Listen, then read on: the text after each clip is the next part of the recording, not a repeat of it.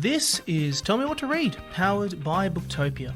I'm Nick Wasiliev, and today we are continuing a series of exciting podcasts around Kids Month. All of September, we are celebrating the best new children's books of all ages and reading levels, books that entertain, engage, empower, and inspire. Head over to booktopia.com.au to find out more. In today's podcast, Sarah McDuling sits down with three incredible authors that are part of the campaign. First up, she sits down with Carla Fitzgerald and Ashleigh Barton to discuss their respective books, How to Be Prime Minister and Survive Grade 5, and Solomon Macaroni and the Cousin Catastrophe. Then, Sarah sits down with Hana Tooke, author of The Midnighters.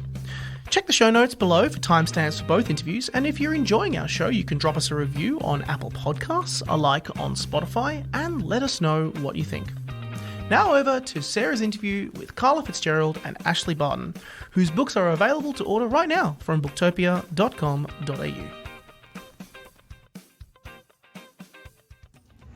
Hi everyone, I'm Sarah McDuling. I'm here today at Booktopia HQ in the Atlantis room with two very special guests, Ashleigh Barton and Carla Fitzgerald, who are coming today to celebrate Kids Month with us and talk about their brand new released middle grade fiction books. I'll start with you, Ashleigh. Yes. Ashleigh, could you tell us a little bit about your new book? Yes, so my new book is called Solomon Macaroni and the Cousin Catastrophe, and it's about a little vampire who I actually came up with him when I was about 8 or 9 years old, and for some reason he's just stuck in my head, so now all these years later I've put him in a real book. So basically he's really friendly, quite timid, he's got impeccable manners, and his parents go on a holiday for 100 years, and Solomon has to go and stay with his uncle, who is the world famous Dracula. And this is bad news for Solomon for two reasons. First of all, because he has to stay in Transylvania, spooky Transylvania, and secondly because it means staying with his cousins. So Solomon has 6 cousins, and 5 of them are major pranksters, so they're always pulling tricks on Solomon, which Solomon is just not cut out for. So partway through the story, these 5 cousins go into a place called the Wild Wood, which is based on a real forest in Romania, which is apparently where a lot of spooky, creepy things happen. Perfect setting for a vampire story. And Solomon has to go into the forest with Lucy to rescue them, only to discover that's not the real reason they're there. And so I forgot to mention, something really important, which is that in Solomon's world, magic has almost completely disappeared. So Solomon is a vampire and he can live a really long time, but that's kind of it for Solomon. There's no powers or anything like that. So magic is almost completely gone unless you know where to find it. So. No turning into a bat. No bats. It's such a charming book. Thank you. And Carla, could you tell us a bit about your brand new book? Yes, absolutely. So How to Be Prime Minister and Survive Grade 5 is about 11-year-old Harper and what happens when her dad, who happens to be the Prime Minister, goes missing and she decides to take his place. So there's some pretty big decisions that Harper has to make with her sister Lottie and new friend Theo. For example, should she ban plastic bottles or make weekends longer? This is a tough choice for a kid. And Harper's also navigating a new school and some of the dramas that Year 5 can throw up as well. So it's a story about power and families and what you'd do if you could change the world, because who wouldn't want to do that sometimes? Both such great premises for a middle grade fiction book as well. Ashleigh, you mentioned you came up with the idea when you were really little. Yeah. Could you sort of expand on that a little bit, like where the idea came from? And then I will also be asking Carla a similar question. Yeah, so I just have this vivid memory of drawing this little vampire in one of my school notebooks, and I can see him. I can't find it. I have mountains of things I wrote as a kid, and this is the one thing I can't find. It'll show up at some point. Probably when I'm like 95. I'll be like, where was this back in 2022?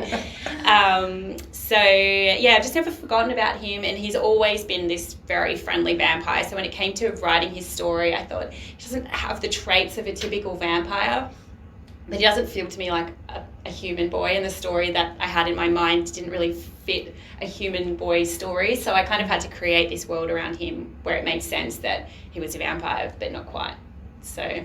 And was he always called Solomon Macaroni? Always. I love yeah, it. I don't know. The name is so random, but I came up with it when I was a kid, and it would just be a betrayal of my That's 8-year-old self to change his name. So it's Solomon Macaroni, that's what it is.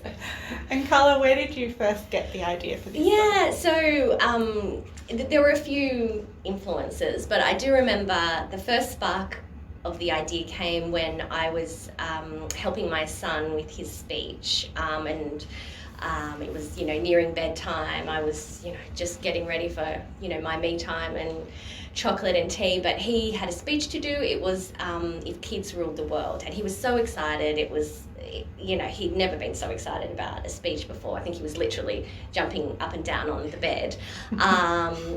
And he had these ideas, and some were like free canteen and lollies for all kids, but some were like quite profound, and it got me thinking about sometimes kids have some good ideas. So that was the first spark, and then it wasn't until I saw Ivanka Trump appear at a meeting of world leaders on behalf of her dad, it just gave me the what if moment. What if she was younger? What if she was a younger child sitting at a table with all these world leaders? And it was, ridiculous and funny, but also kind of inspiring. So those ideas sort of came together. And then our own former Prime Minister had some, trip to Hawaii. And there's obviously there's that influence in there as well. And you just thought, this is a story. That's it. It came together. So I wanted to ask you both a little bit about your sort of journey to publication, and how early you knew you wanted to be an author, and how that came about. Ashleigh? Yes, so I think I always wanted to be a writer. So as soon as I knew how to write, I was writing stories. I got my first book, which I published myself with a hot pink cardboard cover. This is by Ashleigh Barton, age 6, so there's no contesting how old I was.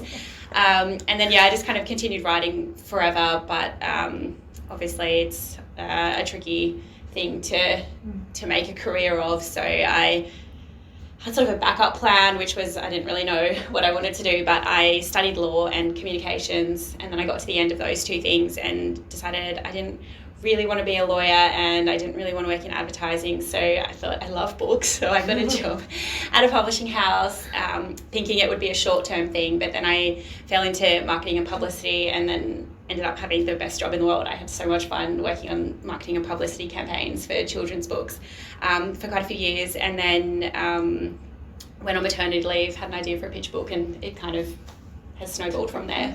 Yeah. Yeah, I feel like I'm almost going to copy your answer. But I did love books and writing as a child, and I studied English literature and law at university, and I just loved reading novels at uni, but I did go into law mainly because, I was okay with words, and I wanted to help people.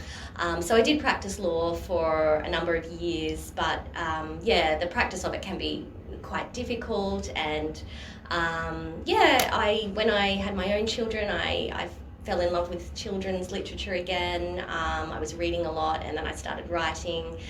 Mostly just to, get me through the day in those early stages. And then, I started to take it more and more seriously. So then, I also started with a picture book, and now I love middle grade. That is amazing. I also studied law and decided to not do law, so here we are. There are so many people in the publishing industry who have law degrees. I don't know what it is. It's true. I did not get mine, but I changed my mind halfway through. But She made that decision early. I went all the way through. The day I graduated, I was like, not for me. And I went way too far. I actually tried to. Did it for a bit. Yeah. In an alternate universe somewhere, we're all practicing law. Yes. Yeah. I don't like the sound of that one. No, can I not be in that universe? So, you've both published picture books and made the move to middle grade. I wanted to ask you both, what is it about middle grade fiction that really draws you as an author? Yeah. I think middle grade is kind of that sweet spot where kids are starting to understand things more and more and more, but they still haven't let go of their imagination. So you can explore really profound themes, but you can do it in a really fun way and still have a lot of fun breaking rules and letting your imagination run wild. And I also think that was a point in my life. Like, I've always loved reading, but I just have particularly good memories of reading at that age in my life. And I just remember it so vividly, like being like between 8 and 12 years old, and what I felt, what I loved, what I did, all those sorts of things. So I don't know, for me it's just a really magical time in someone's life, so it's really a fun audience to talk to. Yes, I think a lot of lifelong readers are made in those years.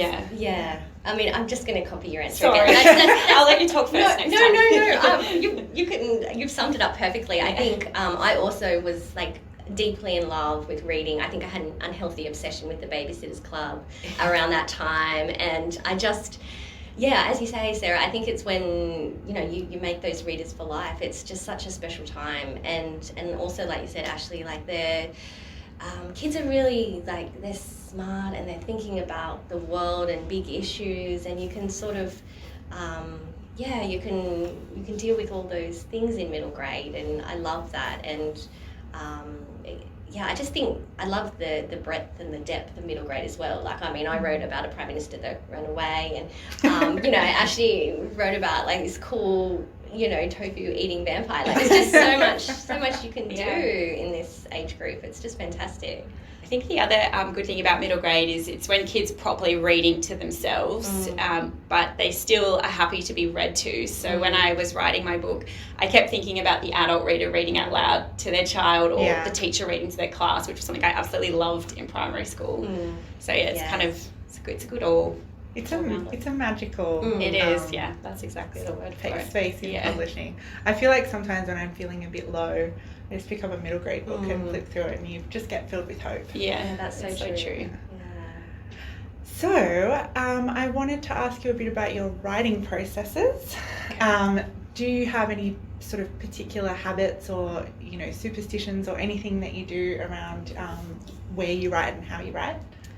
Definitely no superstitions, I don't think. Do you know, the one place that I was really good at writing, and I don't do it anymore because I don't go to an office, but the train, I was so good at writing on the train. I don't know why. I could just get into the zone, maybe because I didn't have an internet connection. I don't know. No interruptions as well. Aside from everything going on. Yeah, I don't know. I could just get in the zone on the train. It was so bizarre. But the thing I do now is I still write a lot by hand, and I write on scrap paper mostly, so just like pages everywhere. But when I'm typing, if I'm stuck on a word or a phrase, I'll put like an XX and then just kind of keep going, so that when I can come back and just do like a search for XX and then fill in the gaps, but then I don't get tripped up or like lose momentum. So smart. That's my little. I'm going to steal that. XX. Because no words are double X, I don't think. So you're not going to. Unless you're talking about like chromosomes or something. Yeah, that's true. But I don't know if that's ever going to happen in a book.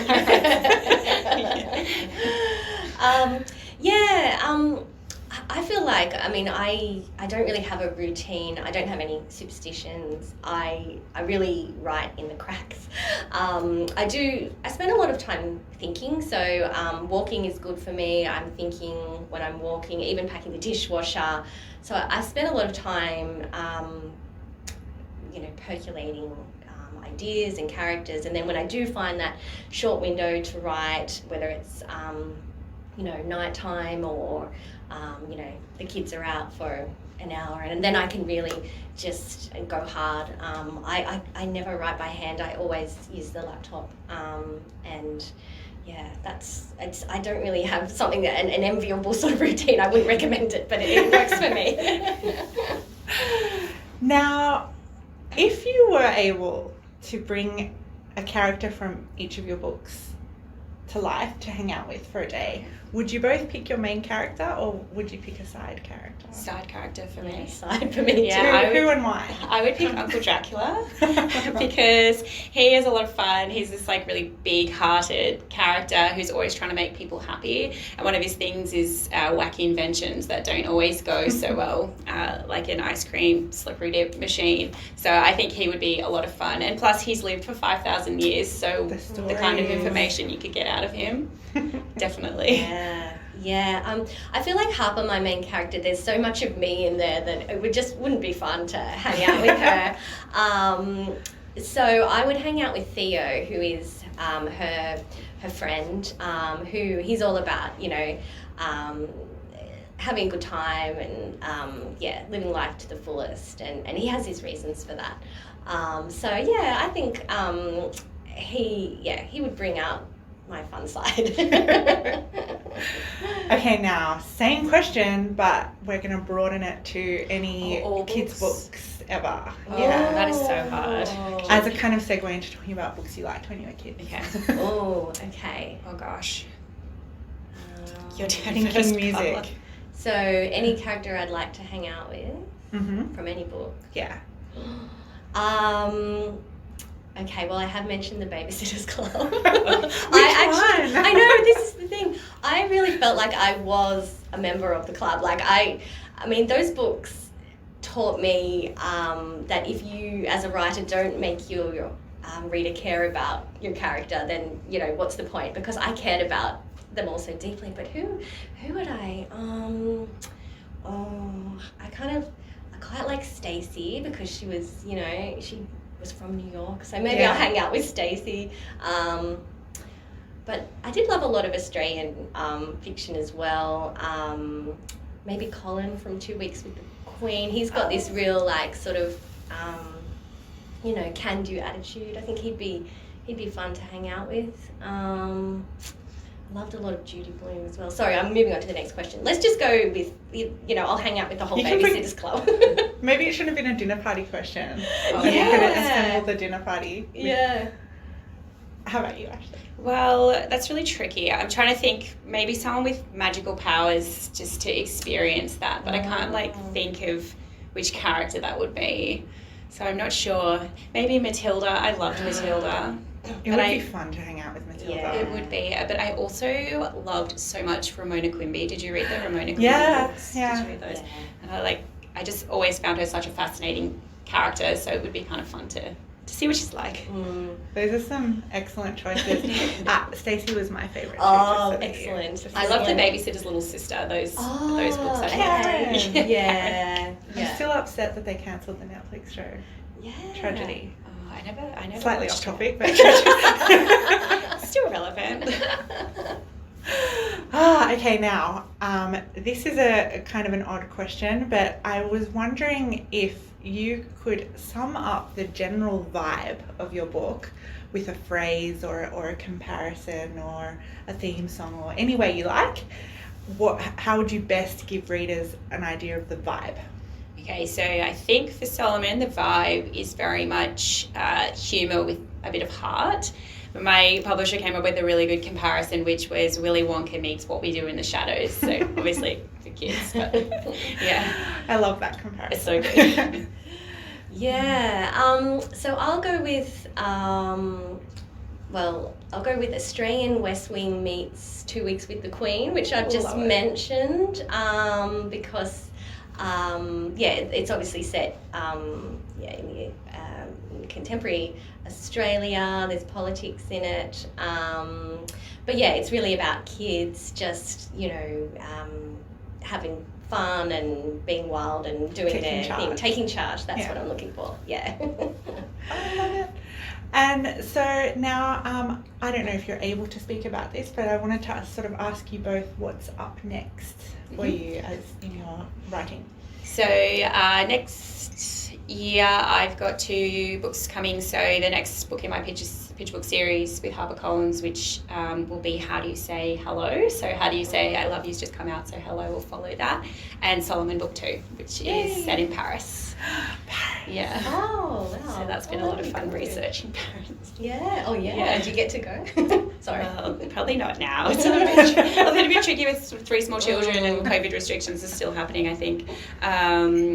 Take some virtual tours. Yeah. And I've been in the past, so I can dig up my old Yes. pictures and try to tap into that old memory.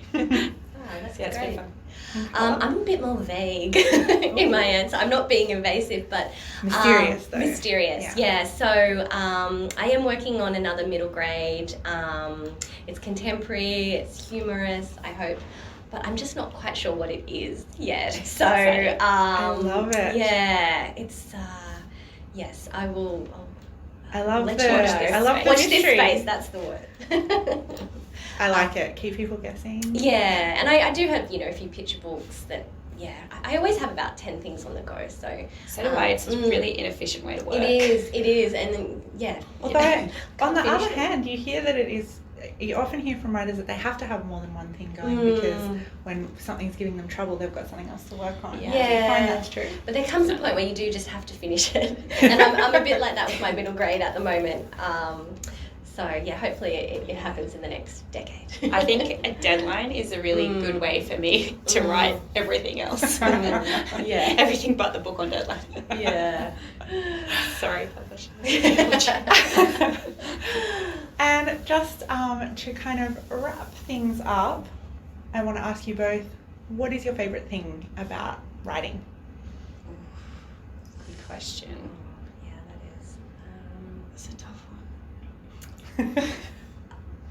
I would say there's two. I mean, I love that feeling of when you're just completely in the manuscript, and it just feels good, and you're just in another world. You are in the world of your manuscript, and it's like when you're reading, and you're just so absorbed. So I just love that feeling of being in that world, and I think particularly writing for kids, it's seeing their reaction. So making a kid laugh is like the best feeling in the world, I think.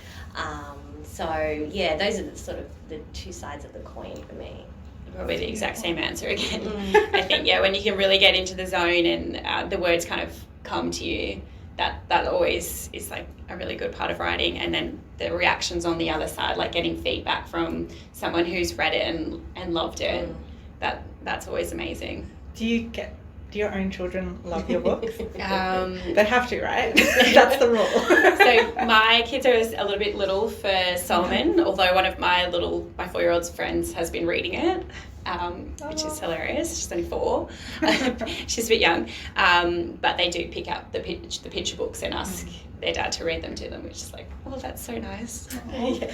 I read a lot to my eldest when it was not published, so just to gauge his sort of reaction. Are you, why are you not laughing? That and so he's at the point where he's just a bit sick of it. It's good to have that test audience at home. It is, yeah. Very blunt feedback. You can handle it. That's good.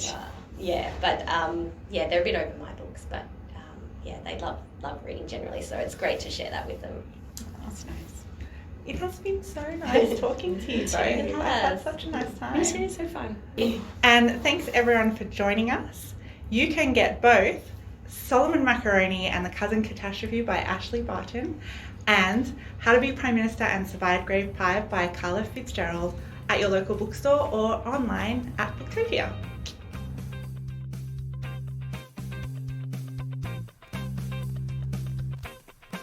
Now over to Sarah's interview with Hana Tooke, author of The Midnighters, which you can order in the description right now from booktopia.com.au. Hi, I'm Sarah McDuling, and I'm super excited to be talking today with children's book writer Hana Tooke, author of The Unadoptables and the recently released The Midnighters. Hana, thanks so much for joining us today. Thank you for having me. So at the time of recording this podcast, The Midnighters has been out in the world for around about a week, which means, there's probably people listening who haven't had a chance to read it yet. Can you tell people a little bit about The Midnighters and what they can expect to find in this new adventure story? Yeah, absolutely. It's another sort of historical-ish gothic mystery set in Prague this time, which was in the Kingdom of Bohemia back then, so in the late 1800s. And it's a book about a girl called Emma, who is born at midnight on the 12th day of the 12th month, and she's the 12th child in her family.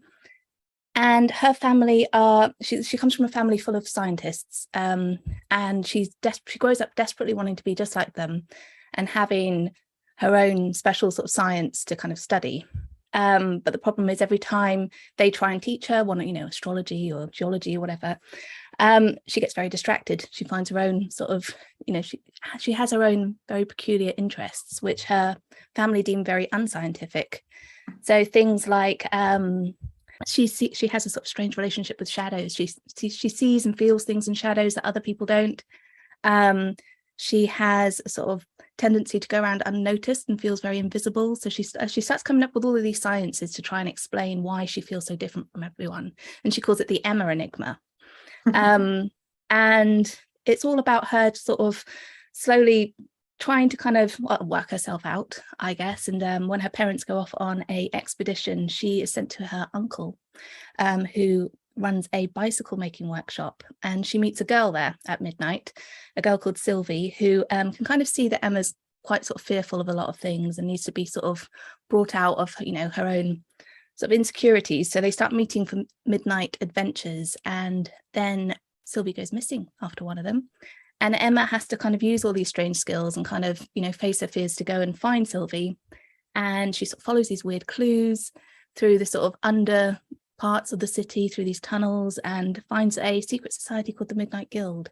And when she's there, she kind of knows that Sylvie's got something to do with this, but there's something it's a very magical place, full of science spectacles and illusions, but also quite a sinister place. And she kind of gets this feeling in her bones that a murder has taken place, and that if she wants to find Sylvie, she's going to have to solve that murder.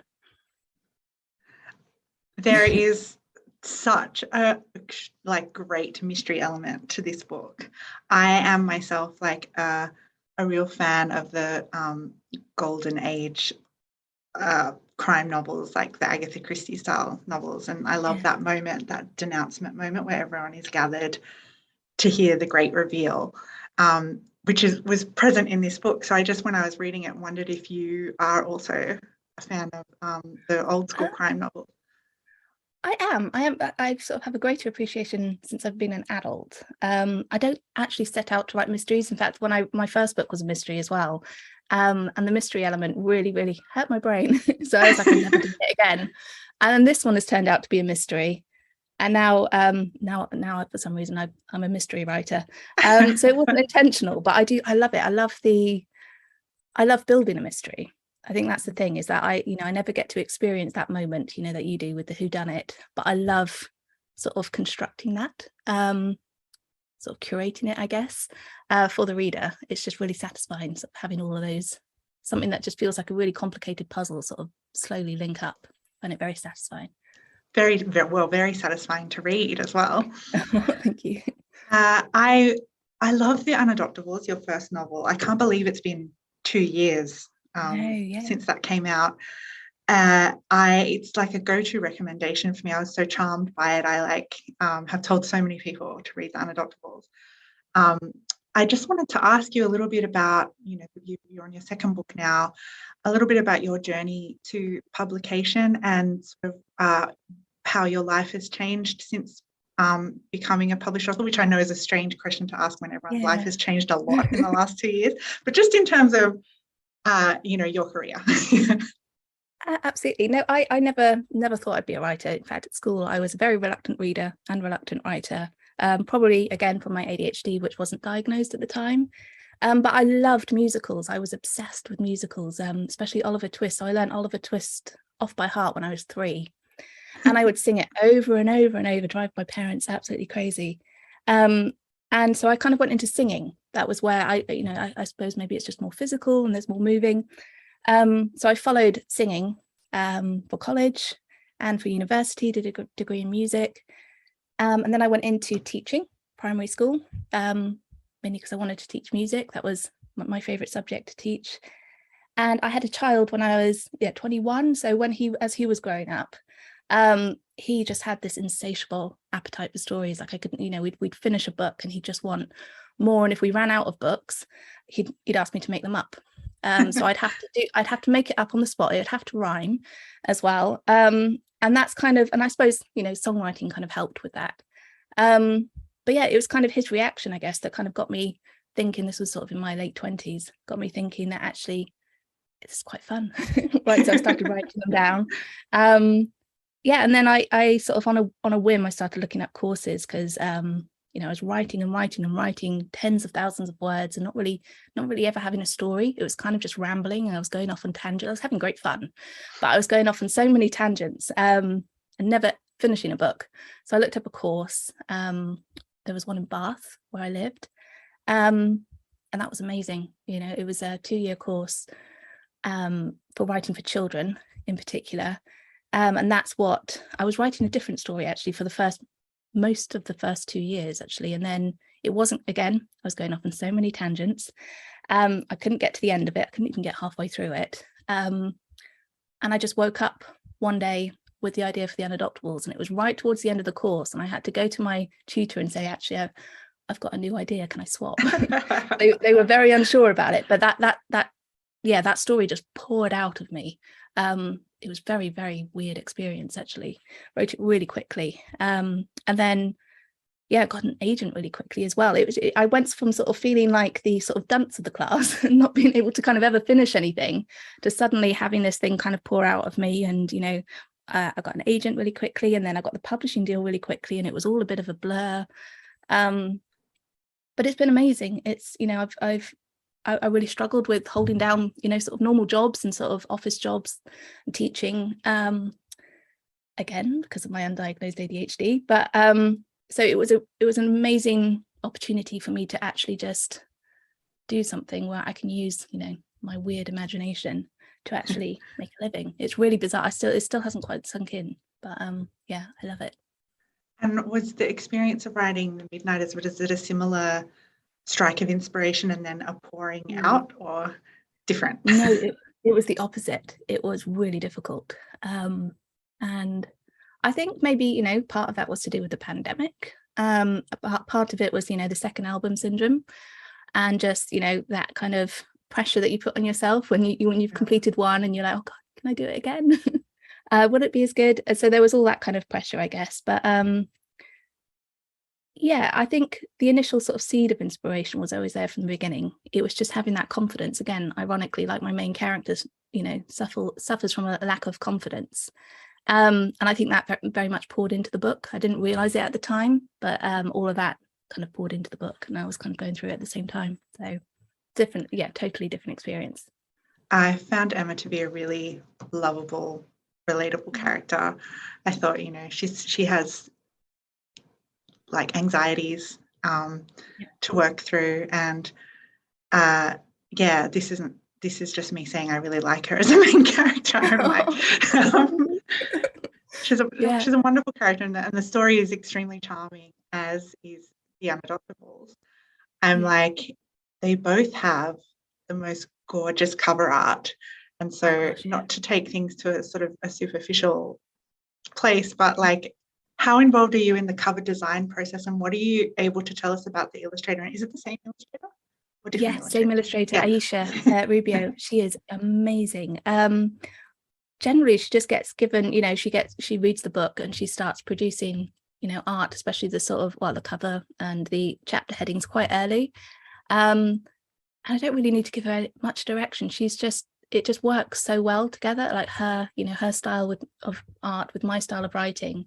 And it actually really helps me write, because, as I'm writing it and all these sort of, rough drafts are coming in of these sketches, it's kind of bringing the story to life for me. So yeah, she's absolutely amazing. And the cover designs that she's done, I don't have much input at all.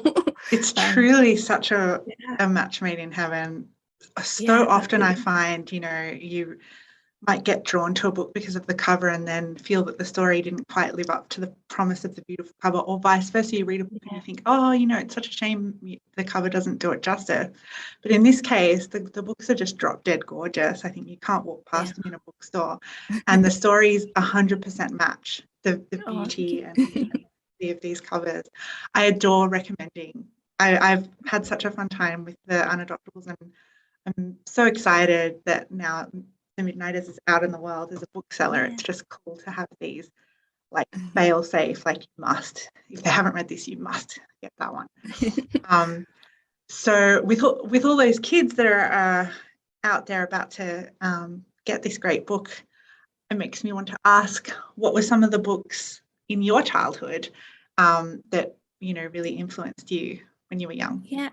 So again, I was a very reluctant reader. I just didn't like sitting still reading, but I did devour stories. So, Oliver Twist, that story, absolutely just loved it. Anything that would have music to it. So even like Disney films, and it wasn't until I was about 15 that I was in hospital at the time, having had an operation, so I couldn't move, couldn't do anything. I was really bored. And I was just like, oh, right, fine, I'll try a book. And I read Northern Lights by Philip Pullman. Oh, beautiful. And it was that moment where my mind was just completely blown. I just didn't know a book could have that kind of effect on you, or just be, draw you in so much. That was the first book, and I suppose I had it quite late, so I still remember that feeling of discovering it. And so I would just seek out books like that afterwards, and just been devouring them ever since. That's such a good gateway book to being a reader. I feel like a lot of lifelong readers came through the Northern Lights and Philip Pullman. Absolutely. Can you tell us anything? I know you've literally just had a book published, and it might be too early to say, but are you working on something else, or what's up next for you? Yeah, so I'm in the early stages, and my early stages of a book are really incoherent. Well, they're not incoherent in my own head. Just trying to sort of convey it to my editor. I'm like, I've got a story, but I can't. I just kind of have very sort of vivid sort of flashes of ideas, and I had this with the Midnighters as well. So with the Midnighters, I had, obviously Emma with her eyeball necklace. I had the bat. I had the ballroom / circus with a bird cage and a whale skeleton. I had no idea how these things connected, but I just started, sort of putting all these ideas, getting some images down, and sort of trying like to make a vision board. I love it. Yeah, I do that a lot. You can't actually see them because they're on the other side of the room, but I do a lot of that. So I'm in the same stage with my next book, and I've got the setting. It's more of an English feel, I am half English, so I thought I might explore a more English setting. And it's in a manor house, big crumbling manor house with a wall running right down the middle and a character on either side. It's a dual narrative. And they've grown up in a sort of family feud. And there's, again, just images like there's a sort of very crumbling chapel full of crows. There is a solarium that's sunken into a lake, things like this. It's just really, I don't really know exactly where I'm going with it. But I do have that kind of feeling of there's a story there. So I'm at that, it's quite a sort of magical place to be, that sort of early part of a story when you're just kind of discovering it. It sounds very magical. It probably sounds very incoherent. It doesn't actually. You're painting a vivid picture of like a vibe and a feeling. Yeah. I can't wait to see what that story turns into once it comes out in the world. I'll just remember, the solarium and the crumbling chapel with our ravens. Like, honestly, I can see it in my mind's eye, and I'm already desperate to read it. I'm a very visual person, so I always start with images and feelings. I guess that's kind of where my inspiration always comes from, and that's why I think with my first two books the settings were so important, because Amsterdam and Prague, they're both very, very visually appealing places. Yes, and the sort of late turn of the last century time setting. I did want to ask you about that, actually, like why Prague and why that time period? I don't know why I was drawn to Prague. Amsterdam for my first book was an obvious one because I grew up near there. But I think I just had this idea when I was first writing that I wanted to write something Victorian. I didn't want it to be set in London. I wanted I grew up on the continent. I went to a European school. So, my whole school was a very complete melting pot of nationalities. So I've always had that kind of European vibe, I guess. And I wanted to explore more of Europe. And I was very drawn to Prague. don't know why. And then weirdly, I did a DNA test recently and found out I've got a whole load of ancestry from that area. Oh, wow. Something to do with it, but That's I like to think it is. Maybe you tapped into something genetically. Absolutely, yeah. But Prague is just so beautiful. I wanted it to be sort of science meets spiritualism, and I think Prague just kind of has that kind of history with its, science and its alchemy, and it's got that vibe. Oh, well, it's a beautiful book to live in. As is The Unadoptables, as is Sunken Solarium, which is what I will be calling your third book. I have absolute faith it will be everything I look for in a charming, whimsical, magical, mysterious middle grade read. But we are out of time. So I wanted to say, Hannah, thank you so much for joining us today. No, thank you so much. It's been lovely. It's been a pleasure to meet you. And for everyone listening, you can grab your copy of The Midnighters, which I highly recommend, and The Unadoptables, also, which I highly recommend, by Hana Tooke at your local bookstore or online at Booktopia. Thanks for listening and never stop reading. Thanks so much to Carla Fitzgerald, Ashleigh Barton and Hana Tooke. You can find links to all books mentioned today in the description below. And if you're enjoying our show, you can drop us a review on Apple Podcasts, a like on Spotify, and let us know what you think. You can also check out the Kids Month campaign, which runs until the end of September.